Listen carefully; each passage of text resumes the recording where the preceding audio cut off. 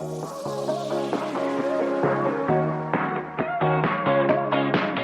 guys, I'm Krista and this is my big sister Stacey and this is Sister's Social Call. We are two sisters talking about everything that sisters talk about. Welcome to our lives.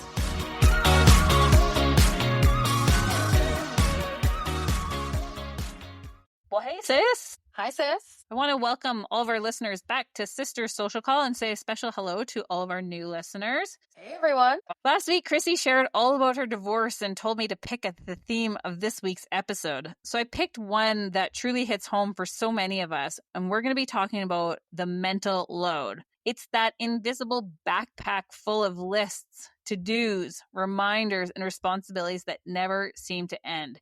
You know, the ones that you're like, oh shit, I need to email my friend Alicia Sean's flight information. Oh shit, I need to get our passports updated. Oh shit, we need to get our photos for our passport taken. And it's just endless things like that. Oh, and the biggest one for me is, oh my goodness, what are we having for supper tonight? Exactly. It isn't just about being busy. It's about carrying the responsibility for keeping all the balls in the air. Remembering planning, organizing. Yeah, and women, especially moms, caregivers, and partners, tend to carry the bulk of it. Totally. The mental load refers to that invisible cognitive and emotional work involved in managing daily life, particularly within households and families. It encompasses planning, organizing, remembering, anticipating needs, and making decisions, often with an emotional component tied to caring for others. This work is often unseen and can disproportionately affect women, leading to stress, anxiety, and relationship strain. It's the difference between taking out garbage because someone told you versus noticing that the garbage is full and remembering garbage day and mentally adding it to your running to-do list. In my intro, I shared a few of my real-life responsibilities that I've been dealing with this week. Let's unpack a few of them. So send Alicia flight information. I'm trying to coordinate our husbands, Alicia's husband, my husband, to coming to Regina together for the German Club's 70th anniversary. Our husbands dance together at the German Club, and we're trying to coordinate flights on the Friday night. Maybe it'll happen, maybe it won't. Passports. Well, back in January when Sean and I were in Palm Springs, I noticed that our passports were expiring in this year. Sean's in November, mine in February of 2026. So here I am remembering that we need to get our passports renewed. And who will do the renewal? Probably me. With getting our passports renewed, we need to get pictures. So we were in Calgary this past week for a medical appointment. So I was like, we better go get passport photos taken too. I didn't put this one on the list, but I'm going to talk about it anyways. Remembering to pay the bills. Well, this one isn't so much about remembering to pay the bills, but the annual maintenance of certain things. We got a heat pump installed a year ago. So we need to get a maintenance on it so it keeps the warranty on it. But then I also remembered that they offer a monthly installment plan where you can just like pay a subscription fee of $30 a month and then they'll come out and do it. So, oh my goodness, now I got to remember to get that set up. And then one that is my never, ever, ever ending worry in the world that I just carry so much of the mental load is, what are we going to eat? So I feel like every woman, I shouldn't say every woman, but many of my friends and family members, female family members, will totally understand that when it comes to meal planning, it's not just about what are we having supper tonight. It is about what are we going to have for supper? What groceries do I need to get? Going to get those groceries, coming home and prepping those groceries, and then making supper. And I feel like those 5 steps are just constantly on my mind and such a heavy weight. And that's why I love Good Food Box, because Sean and I usually decide what we are ordering in those boxes, and then they just come and they're there, and all the groceries, all the ingredients are in the bags. Mm-hmm. I'm not even a mom. Chrissy's not even a mom. So I can't even imagine what all of our mothers that are listening to this are going through on an everyday basis with trying to organize their kiddos' lives and sometimes their partners' lives just to keep the household functioning. I want to give hats off to all of you. Chrissy, what are some of the tasks that you feel are on your mental load list? It's kind of interesting. I know when you wanted to talk about this, I'm like, okay, well, this is interesting. Like I've said, I almost live 2 lives. I have to look after everything myself as it is, regardless if there's a partner involved or not, because I'm just half the time I'm by myself, And so I don't really I just try not to think of it in that context where it's like a drag. You got to think about all this stuff, because if you weren't with your partner, you would be doing it all yourself anyway. Like, I think we just put a lot of pressure on ourselves to have to prep something. This is a perfect example. There's times that I would be like thinking, oh my gosh, what are we gonna have for supper at the farm? I know like a couple times Mark's asked me, well, what are we gonna do for supper? I just set a boundary. I was like, man, you're equally as much of this partnership as I am. I just drove 2 hours to get here. Don't ask me what's for supper the minute I walk in the bloody door. The other night for supper, Mark made a meat charcuterie board, ribs, steak, souvlaki. So I just don't criticize what he does, and I just eat it. Like, hey, great, thanks for making that. That's awesome. Like, right on. I had a bagged salad, tossed it on the side of it or whatever. I just try really hard to just remember that because I think we can go crazy thinking about the fairness in partnerships and the fairness in life and this and that. And so I know that there's a lot of things that like we always have to remember. But I just try not to think too much about it. I used to get pretty like wound up about things like that as well. And it's just something that it's like, I don't want to stress about that. There's so many other things to worry about that are a bit more, for me, that is. I mean, I can understand people in general put a lot of pressure on themselves to make sure the day-to-day things for sure that need to get done, like paying bills. Well, I just have to do that all myself. There's nobody to even share that with. And Mark would say the same at the farm.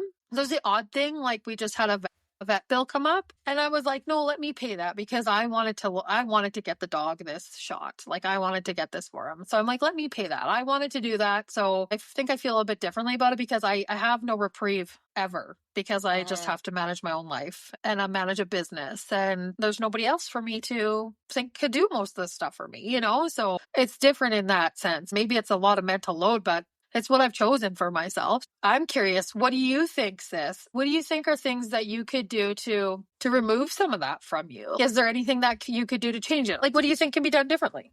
Is basically what I'm asking. Well, I'm pretty terrible at managing the mental load and trying to get Sean to contribute and distribute the load, because sometimes it does feel like it's just easier if I do it. I'll go back to the example of the passport. Did you even realize that your passport's about to expire? No. And we have no travel plans on the horizon. And so it would have likely expired, which then comes with a few more hoops to jump through to get a new passport as opposed to renewing a passport. It's just like little things like that, like trying to keep track of those little things. I really try to get him to help meal plan because I'm so tired of it.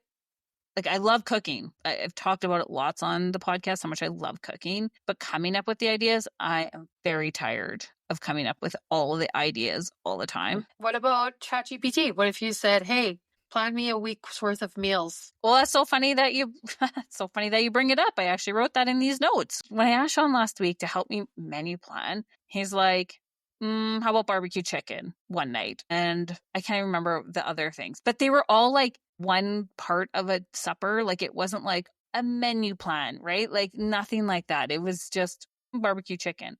Well, what do you want on the side? Because I'll probably need to go buy that, right? Anyways, so last week, after him not contributing very well to helping meal plan, I put a prompt in ChatGPT, and here's what I wrote in there. I wrote, make me a 1-week meal plan that includes tacos one night and 15 grocery items. And it gave me a week's worth of menu ideas based on 15 items and my tacos as one meal. So that was very helpful. So I copied and pasted the grocery list, have the menu plan, and I will use that to guide me this week. But that's like, I guess I want my partner to contribute in that way. What if he doesn't like something in there? I know why he's happy overall with what I make him, but like, it would be nice to have some contributions. I do get that. I do think it's a struggle that many people face in their life, and I hear about it a lot. I know at one time, one of my girlfriends, she was just like sick of looking after all the bills being paid. Like, she was just sick of that being her job. So she just said, I'm done doing this, and passed it back over. I think I'm a bit of a control freak in that sense. It's just like, I like to know that those things are being done. But of course, I would have no idea of anything to do like that at the ranch. Like, I think we both bring this crazy independence into this relationship, and then we come together and we just like make it work and try not to worry about those little things. And I know we both have a lot on our plate at all times. So it's just, if I can do something to lighten the load for him, vice versa, if he can do that for me, it just kind of works out. I just try really hard not to worry too much about it, because honestly, at the end of the day, it can be a cause for a lot of like pissiness, resentfulness, whatever, in a relationship or in a partnership. I don't, so maybe this is just like that over and super independent, hyper independent, because I've been through shit. It's like, is that worth getting upset about? And at the end of the day, it's just like, to me, I think, oh, we're gonna, like, if you weren't in that relationship, you wouldn't have that responsibility. Like, you would still have the responsibility, but you wouldn't have it for your significant other, kind of thing. And then also, I think it's just like trusting the process of your partner and putting a little bit of that stuff on his plate, and like letting the shit hit the fan if it does. Like, a little example today happened. Shit hit the fan at the farm today. Curtis's cows got in with Mark's cows, all of them. We will have a huge job on our hands when Mark is done cutting hay to sort them all. Then the hay bine needed repairs from last year, which I knew that. And I even said, do you want to do those now? Or do you want to like wait till the spring? That's kind of how I said it. He's like, I'll just do it in the spring. Of course, today, everything blew up on him. The disc pine needed some work, but it's a perfect day to start cutting hay because it's been wet. Like, he's already behind and it's wet. So it's like, I just deep breath that one and let her be, because that's not my fish to fry. But it's one of those things where you just have to trust. And tonight I just text him, has your day turned out any better? And he was cutting hay. It's not how I operate. Trust me, it stresses me out. I would have had that hay bind fixed in the fall or after haying, put it away, clean it up. And so that when that's how I operate. It's hard to be with somebody that doesn't, but you just have to like trust in them and know that they're going to be able to take care of shit. Like, you can put some things on their plate and know that they can get her done. Maybe a couple reminders, but if it doesn't, then let them learn that, let them. Oh, that's a Mel Robbins thing. We gotta read that book for a book club still. I really want to. Oh, yeah. Anyways, but like, you just have to do that sometimes and just not have control over everything all the time. If you want to lighten your load a bit, then you have to do that. You just have to give up the reins a little bit and trust that the partner is capable of it. Not easy for us because we like to be in control. Trust me. It's very challenging. Today I stressed. I had to do the whole detach. I detached all the way. When I heard the shit about the cows, I instantly started to panic. I was like, oh my God, when are we going to do this? And then I was like, you know what? I can't do anything about it right now. And neither can Mark. We just have to like let it be. And then we'll deal with it when we have when we have time to. And that's all you can do about it. But yeah, like, it's hard for us. But I think sometimes you just have to have faith in our partners and give them some responsibility, like give them some of the to-do list. So it's not feel like we're feeling overburdened by stuff. Well, I totally agree with that. And I'll give like another example. There's things happening in the house. Things are moving around. And said to Sean last night, the weekend's coming up. What are the things that you think we need to get done this weekend? We also have company coming the following weekend. So this is our weekend that we have to get the house basically snapped back before our company comes. I came up with 13 things that we need to do. Sean came up with 2. And I think that that's the part that I think that is the gap. Of course, I'm happy to give him the list, like help develop the list, say, here's our list. But it's looking around and saying, like, these are the 13 things that need to get done. That's why men and women are so different. We are so different in that sense that and I've learned so much from Mark on this. We think about all these fine details of things, but at the end of the day, what really needs to be done? Men are simple. Like, I say that in the best way. It's like they're so lucky. They can literally look at a whole weekend of projects and pick out 2 that really need to be done. It's amazing. And for women, we're just like, okay, well, we got to wash this and we got to move that and we got to pack this and we got to do that. Like, we've got all these things that need to be done. And there's like a happy medium. But I remember one time I had just done the flower subscription and I was running late at the farm. This was a few years ago. And of course, like, the floor was a mess in the kitchen. I swept it up and I said to Mark, I'm sorry, I just don't have time to mop this floor right now. Like, I got to get going. And he's like, oh, I don't care. He's like, fine, like, no sweat. And I was just like, Wow. That really is no sweat to him. Fine. Do it whenever you have time, babe. No sweat. I wish I had more of that in me. Yeah. Because the reason why I think that my mental load, the way that it is, and that I have all those lists, is because I actually want to live my bestest life. And all these things are part of that bestest life. Like, I want to get these things done because they're part of what I feel like would allow me to have the best weekend with my best friend that's only here for 24 hours. So I don't know. It's one of these to-do list is because I want to live our best life every day to the fullest. Yeah. For sure. For sure. And for you to have your best life, those are your non-negotiable things, right? That's yours. Sean's different. Like, that's the fascinating thing about human beings, you know? It's so interesting to me. I mean, because I'm around people 24/7, like my job is very full on around people. You learn just so much about how people are just totally different. Their priorities are different. Their expectations are different. It's just so fascinating. People are so different. So while those are things that you really want for you, that is not necessarily what Sean wants. Like, you just have to like let things be sometimes and just, I don't know, trust in that. And even like if you want to give up some jobs or give up some control, we'll say, like we're controlling people, you and we are indeed. Like, I can't even deny that. We like to, as much as we like to complain about having the mental load, we would go squirrely if we didn't know what the shit was going on all the time. Yes, I do like to know what's happening. That is for certain. But just some of these day-to-day things. Like, Sean is a very good tidier. I appreciate that. Like, he likes to dust, and he's very organized. He's much more organized than I am. But the flip side of that is he's not the one that gets on top of the cupboards and cleans them. I do the deep cleaning. He wouldn't even think that that's a thing. Yeah. I don't think he's ever cleaned the oven ever in his lifetime. Right. Like the nitty gritty stuff for sure. The real nitty gritty things. Like, and those have to be done. Yeah.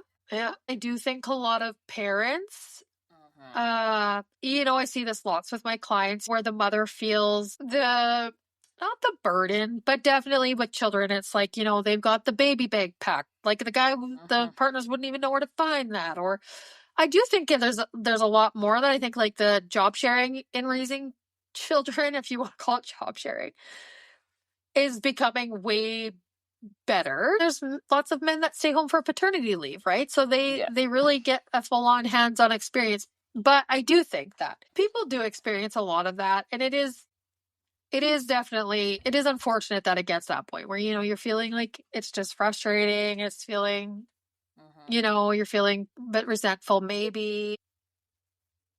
I feel sometimes guilt and shame for not being able to keep all the balls in the air. Well, there's therapy for that. Yeah. Yeah, totally. Anyhow. So that is a whole other episode.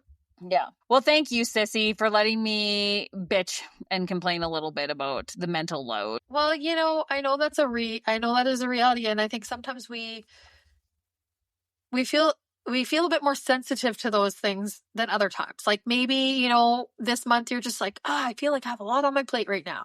And then next month you'll just be like, it's all good. Like, it ebbs and flows, I think, we as humans do as well. So it can be stressful at times, and maybe it doesn't work out an exact way you think it should or how you would. But yeah, those are my deep thoughts for the day. Yeah. Right, sis. I think that's a good conversation about mental load. Do you want to turn it over to Peaks, Pits, and Plans? Sure. You first, sis. Okay. Well, I didn't have any pits till today. And then just unfortunately, a client of mine came in today and had some unfortunate health news, I'll say. So that was just kind of a bit of a whoa for me today. A little bit of a sad thing. But anyways, just that happened. And that's part of our reality in life. Sometimes we don't get always great news. My peaks in our ideal day episode, I talked about how if there's one thing I could do more of to have my ideal day, ideal life would be to spend more time with family. And then my brother was out at the beach this past weekend with his wife and his family. And so I stayed home Friday and Saturday and spent the weekend with them. I love that. And I'm quite jealous. It was awesome. It was rainy. We just sat outside under the awning thing at the camper and we barbecued and visited. We just literally sat and shot the shit for hours. It was awesome. So thank you, family, for that, because I just Love that. Anyway, and then update on the Weight Watchers. I'm down another 1.9 pounds this week, so I'm at a total of down 8.7 pounds in like 3 weeks of Weight Watchers. So that's good. My stats still feel tight, but my cheeks look a bit different. I mean, my cheeks on my face, not my butt cheeks. How are you feeling, like, with your health right now? Pretty good, to be honest. I feel fine. I'm still trudging away at those 1,000 kilometers. I'm really behind, but that's okay. Yeah, I'm feeling good. I have really realized that I'm a very big overeater. By tracking all my food, I overate excessively. So there's that. So anyways, I'm happy. I'm enjoying this. It's really putting things into perspective. So anyway, but I'll keep you guys updated so you guys can follow along on my journey. I've already had a gal from my women's group who reached out to me and was like, hey, can I be your check-in buddy? Awesome. Then another friend of mine was like, hey, I think I'm going to join you. Fun. Have a little group of peeps. So that's kind of fun. I've obviously, they were inspired by me talking about being on the WW, I guess. So anyhow, my plans for the week, not much. I'm going to do hair for a wedding tomorrow. And then I'm going to get to the farm at some point in time this weekend. And then I'm working in Foam Lake doing hair on Monday. And then otherwise it's just pretty status quo for me. No big plans, which I like to keep it that way. How about you, sis? Let's hear about what you got going on. Okay, well, I'll start with my pits. I have 2 pits, but they're actually they're also peaks. So my first pit/peak was I had nerve testing done in Calgary on Monday. So I've talked a little bit about that. My arms are going numb and my wrists and my hands are having some issues. And so my doctor thought I might be having some nerve issues stemming from my neck. So I went to Calgary to have some testing done, and the good news is that I actually have no nerve damage. So that's great. The pit, though, is that this is only the beginning stages of carpal tunnel. And that is surprising to me because I really do not love that my arms are going numb and that I have wrist pain and my hands will go tingly or often quite tingly. And this is only the beginning stages. So tell me more about that quickly. I don't want to interrupt, but I'm just curious because I've been experiencing this for years because of what I do.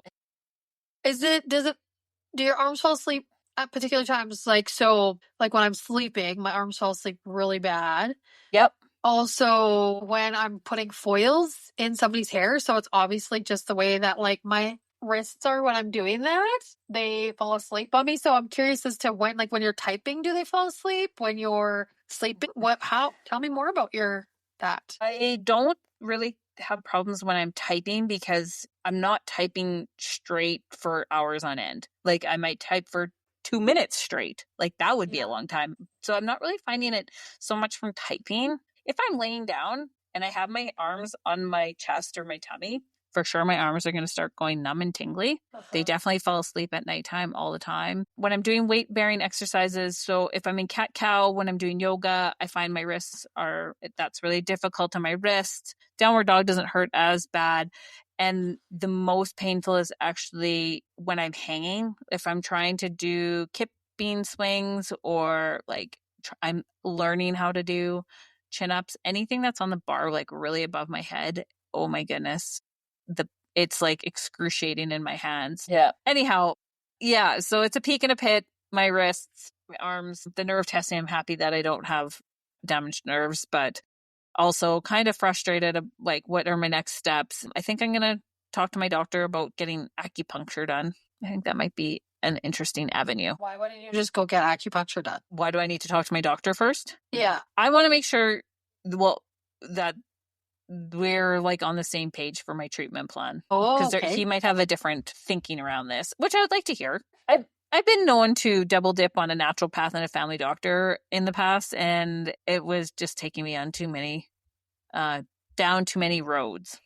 Yeah, fair enough. So anyhow, okay, another peak/pit. So my office is in the basement of our condo. Ours is 3-story condo, and it's cold. Like most days I have my heater on, even in the middle of summer, because it's that cold down here. And I don't have a window. I work fully remote from home, and I spend 9 hours in this office a day. And so I've decided that I'm going to move it upstairs into our second guest bedroom where there's a window and it's hopefully warmer. So in that transition, we need to do some purging and reorganizing because my current office has a lot of storage in it. And now it's a giant shit show in my office again. And if you've been listening since the early days of the podcast, like the early episodes, you'll know that this is an ongoing theme. It's almost as often as Chrissy having car problems, is that my office turns into a dumping ground and I need to clean it up. I don't know how those two themes, like your car breaking down and my office being a mess, have come up so many times on the podcast. Anyhow, it's a peak and a pit. I'm happy to be going upstairs. It's a pit because I don't love working when my office is this messy. So a few peaks. On our way back from Calgary, we stopped in Canmore and visited our friends Alicia and Aaron, the ones that needed Sean's flight information. They just had a baby a month ago. And so we got to meet the baby. I don't hold babies that are that small because they're too floppy at this age. And I think that'll make a lot of people laugh, but they seem so vulnerable. And I'm so clumsy and klutzy and uncomfortable with little ones that are that small. So happy to meet the new baby. We got to have supper with our friends. That is exciting, but I didn't hold a baby. Another peak, I volunteered at the thrift store. No thrift store finds this week, sissy. Sorry about that. Nothing to report. Shame. Yeah.